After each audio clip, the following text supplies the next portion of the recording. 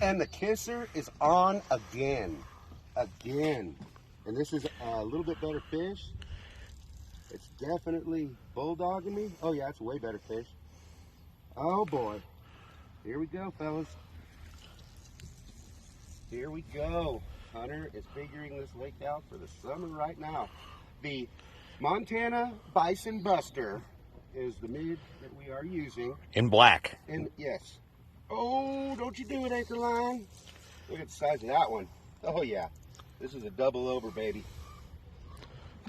Oh yeah. Nicer fish, way nicer fish. They got some pull here in Montana, man. Tell you what. There's a bitchin' little reservoir right here. Hardly anybody out. I gotta calm him down. I gotta put my fish rod on him. I'm high sticking.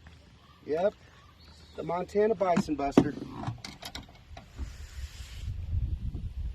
That's a really pretty one too. Don't you do it.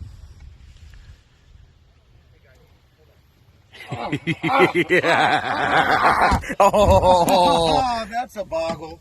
Well, there it is. Poor baby out. Here, hold on. That's a pretty fish. It's pissed. It wants back in the water. There we go. She's fine, everybody. She's fine.